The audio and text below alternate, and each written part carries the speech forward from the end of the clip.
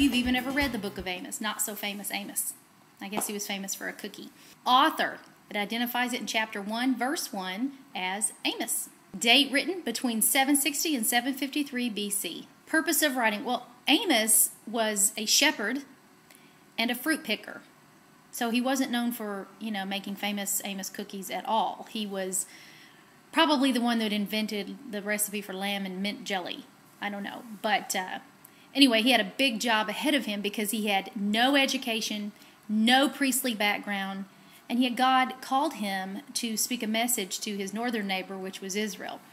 Now, Jeroboam II, he was king over Israel at the time, those 10 tribes. And King Uzziah was the ruler over Judah and those 2 tribes. And Israel was acting naughty again. And the problem that they were going to have listening to Amos was twofold. Number one, things were pretty good in Israel. They hadn't been so good since Solomon, was reigning like 400 years before. And so it was going to be difficult for them to hear this message of, if you don't, get your act together, God's going to take all this away. The other thing that probably made it difficult for them to hear was that he was just a shepherd and a fruit picker. There you go. Key verses. You know what? I am going to use one that I think it's one of the most neglected verses in the Old Testament, and yet it still reigns true today, and it's about prophets. Okay, and it's in chapter 3, verse 7. And it says, "Surely the sovereign Lord does nothing without revealing his plan to his servants, the prophets." Now, why is that important? Well, because, in the modern church, for some reason, we have said, oh, prophets are for yesterday. They're no longer still for today. Well, guess what? I mean, it says in the book of Ephesians that he has called some to be apostles, some prophets, some evangelists, some pastors, and some teachers.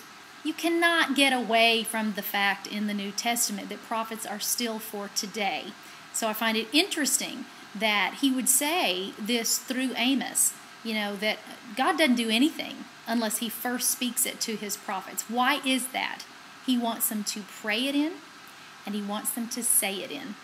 You have to, as a prophet, you spend a lot of your ministry on your knees and receiving, things off of God's heart that he gives you to pray. And then, on occasion, he'll rise you up, stand you on your feet, and open your mouth to be able to communicate those messages. Practical application. I want us to look at what Amos's message was, okay?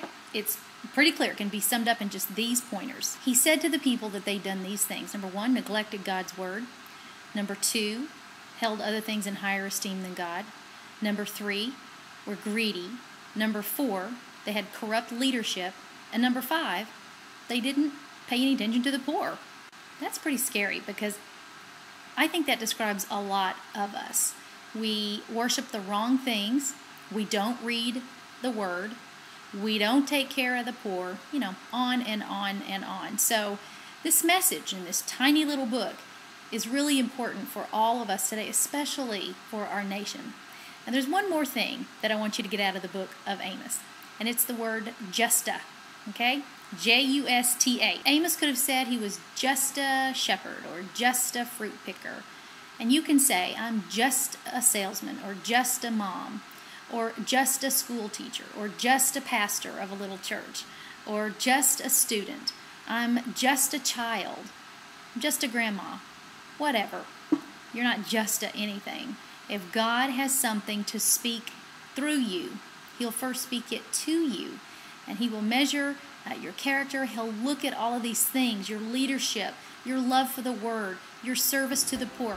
He'll look at all of those things, and then when he gives you a message, it's like he raises you up with really great credibility. You'll still have skeptics, but I'm telling you, God will use you mightily if you'll get rid of the justa mindset. All right, I'm Laura Harris Smith. I'll see you tomorrow on Today's Daily Vineyard.